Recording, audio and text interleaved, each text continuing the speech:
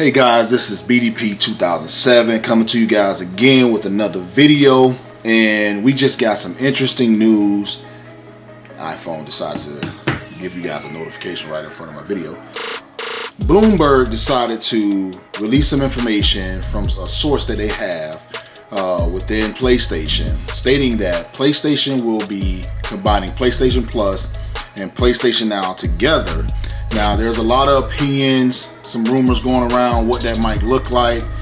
Information from Bloomberg stated that PS1, PS2, 3, and PSP games, or Vita games, however you want to call it, will also be in this streaming service. The things that make Game Pass great for a streaming service is a few things.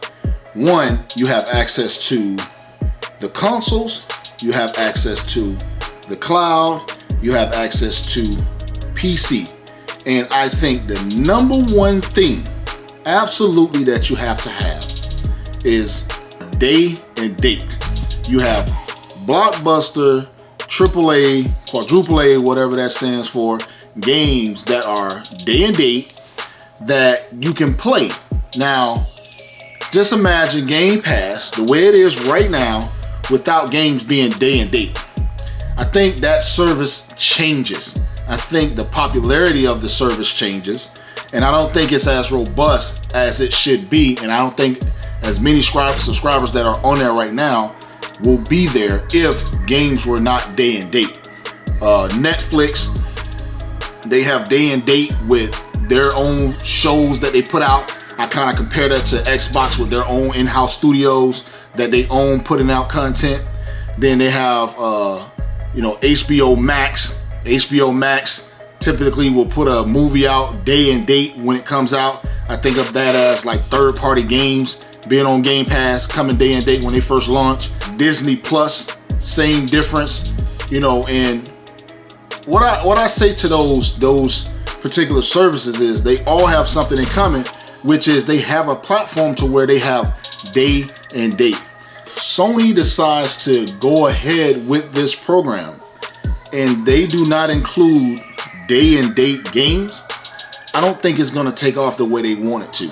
And just maybe that's not what they're looking at. Because, some people say, hey, Sony said they won't have games day and date.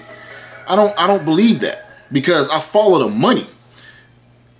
They said that Sony wouldn't put games on PC. Well, what are they doing now?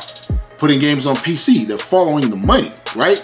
No matter if it's games that have come out for the PS4 gen or not, it's still, they're following the money. From a lot of people's eyes, PlayStation is following Xbox.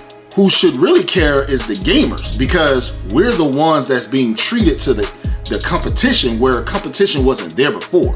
Xbox created Game Pass to compete with Sony. Sony is now counteracting Game Pass because they needed to compete with some form of service. They're the only company that really didn't have a robust service per se, even though they came out with PlayStation Now before Game Pass came out. Microsoft's fan base is a paying fan base. That's what I need people to understand. Let me say that again. Microsoft's fan base is a paying fan base. They originally paid for Xbox Live all those years ago, over a decade ago. So when they're introducing something like Game Pass, this is nothing new. And then I get treated with all the extras that's on top of it. So I want people to think about that for a minute. PlayStation fan base for a very long time, they didn't have, a paid service where you had to access the internet, stuff like that, to pay for that. So, and if you're a person that's like Fortnite, I don't think Fortnite requires you to have online. If that's your primary way you play, you're not going to pay for online, because guess what? You didn't buy the PlayStation because you wanted to pay Last of Us. You didn't buy it because you wanted to pay God of War, which neither one of those games technically require you to go online. But you see where I'm going?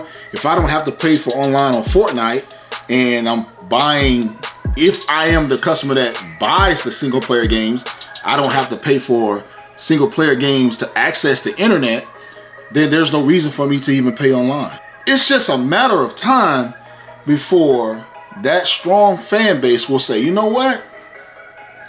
Xbox did do horribly last gen, but they're doing awesome now. If you make great software, people will come to your platform. How do you think PlayStation was built? Because they made great software. They're in a drought right now at this point for this part of the year, but I think this drought allowed Xbox to show what their plans are and execute on a lot of them, and at the same time be able to reset itself so that it can start out producing that content to keep coming back to back to back to back.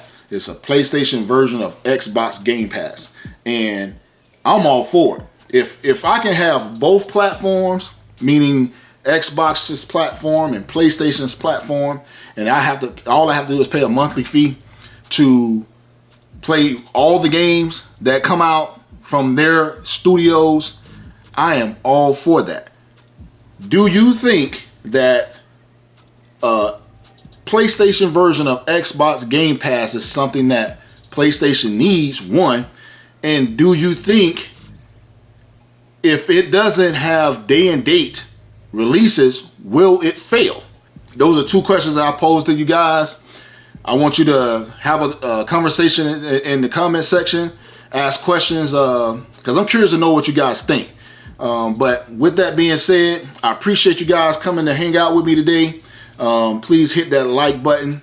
Subscribe to the channel. With that being said, this is your boy BDP. Out.